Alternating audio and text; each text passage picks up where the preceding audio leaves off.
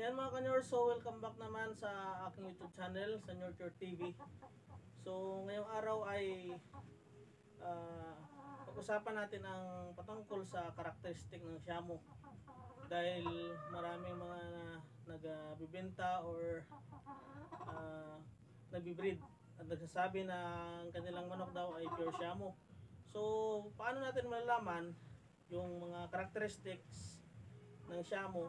So based sa aking experience at sa mga nababasa ko rin patungkol sa Shamu. So mga kulang-kulang isang taon pa lang tayo nag-aalaga ng Shamu, hindi pa tayo talaga expert, pero matagal na tayo nag-aalaga ng manok, heritage, native chicken. So sinubukan ko rin yung pag-alaga ng Shamu. Ito ay base lang po sa aking experience at sa mga aking nababasa. So ang hawak ko ngayon dito, ito ay Shamu. Nabili ko to noong nakaraan. Ito ay sabi niya sa breeders na kinunan ko, ito ay Japanese Shamu.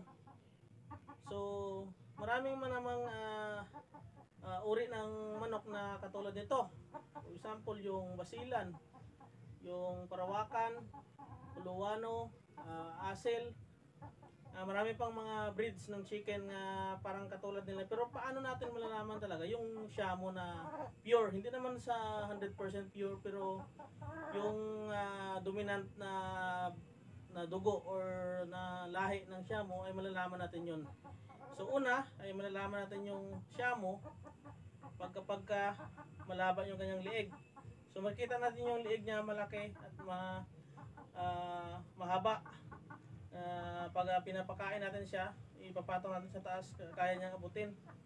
So una ay mahaba yung liig at malalaki. Pangalawa, yung kanilang mukha. Yung kanilang mukha nila, makita natin yung kanyang comb. Ito yung palong. Wala tayong makikita na Shamu na straight comb na mata, yung parang corona na mataas. Wala tayong makita ng ganon. At saka pagdating naman sa tuka, malalaki yung tuka. Yung kanilang mata, maliit. At ang dito na part ay makapal yung kanyang laman dito, yung balat pala. At saka yung kanyang ulo ay parang ano siya, parang kawit. Yung tawag sa amin, ito yung ginagamit sa pag ng niyog, sa pagkuha ng tuba, yung sanggot.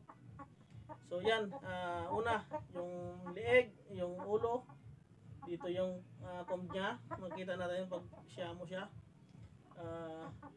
Pangatlo, sa kanyang kulay. So yung Shamu mostly na nakikita natin, brown, talisayin or yung kanawayo na tinatawag dito. Meron din mga Shamu na puti. So minsan lang tayo makakita ng Shamu na itim. Kasi pag itim, malamang yun ay lahi ng Basilan, Parawakan, or Asil. Merong mga Asil na mostly sa mga Asil ay itim. At saka sa mga Parawakan talaga at saka yung Huluano, itim talaga yung kanilang hen. So pangatlo, yung kanyang kulay. Pang-apat, ito yung pinaka-importante at ito yung pinag-didebatehan ng iba. Kasi sabi nila, Shamu do yung kanila nila. Although yung kanyang mukha at saka yung tindig niya, Shamu. Pero magtatalo, doon sila nagkakatalo pagdating sa timbang. Kasi yung Shamu, umaabot talaga yung kanyang hen, ay umaabot ng pinakamababa 2 kilos. Ito ay sobra 2 kilos, ay nasa 2.5 to 2.9 to. So yung huluano, base sa akin nakita, yung maabot talaga lang siya ng 1.5 yung hen, 1.5 to 1.8.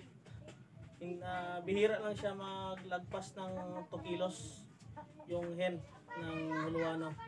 Tapos sa naman sa roster ay nasa 1.5 lang to 2 kilos yung bigat ng roster ng hulo. Pero yung Shamu ay umaabot siya ng 4 kilos to 6 kilos. So yung bata pa na hulo, na Shamu ay nagkakaroon siya ng timbang na 2 kilos, yung pinakamababa talaga. So, yun ang dapat nating tandaan, huwag tayo yung magpaloko sa mga nagbibinta. Sinasabi nila Shamo to yung ano ko or ano ito, pure Shamo, pero hindi naman nakapasok doon sa standard na timbang.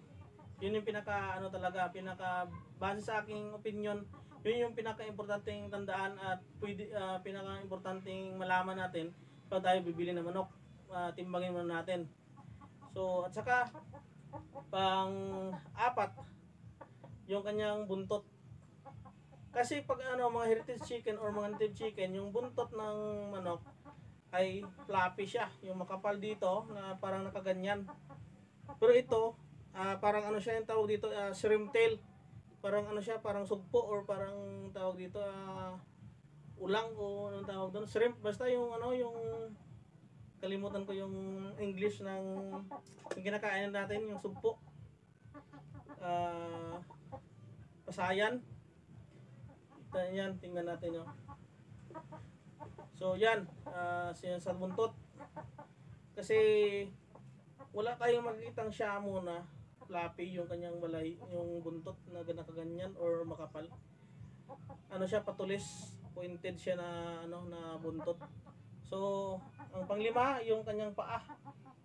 Shamo talaga ay design talaga sila na mga matatangkad or mga giant breeds ng manok. So, yan, yung kanyang paa. So, ito guys, malapit na itong mga itlog, oh. Yan, maingay na siya. Tapos pag laman natin, pag malapit ng itlog yung manok, pag ginahawakan natin siya, parang siya, umuupo siya. Parang nakikiliti. Ganon din yung ibang mga manok. Nakikiliti sila, parang imbes na pumigla sila, nauupo sila. Yun yung palatandaan na malapit ng mga itlog. Yan guys, napakaganda ng ng manok na to.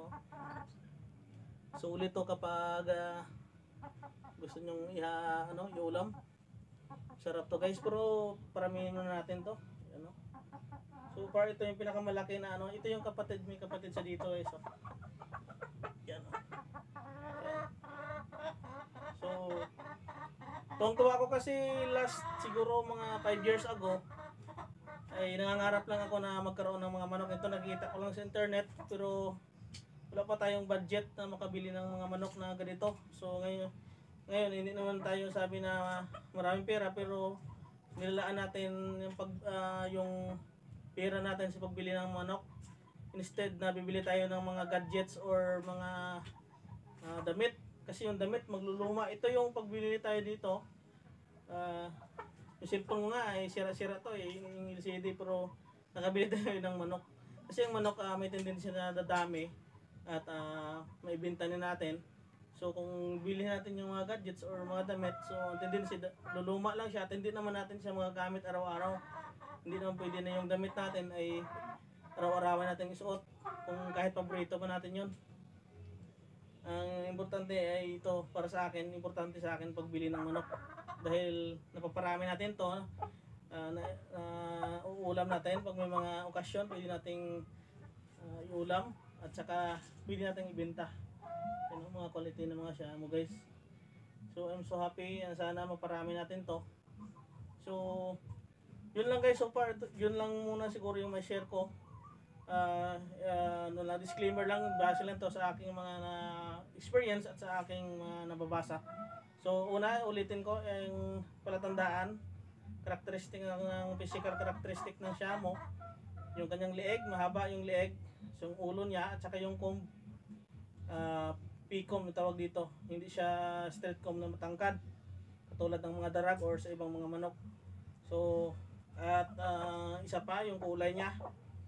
Mostly sa mga Shamo ay kanawayon yung talisayin. Yung gray siya, gray or brown or white.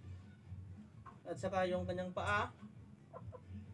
At ang pinaka-importante nating tandaan sa pagbili ng Shamo na malaman natin pag pure talaga yon sa timbang.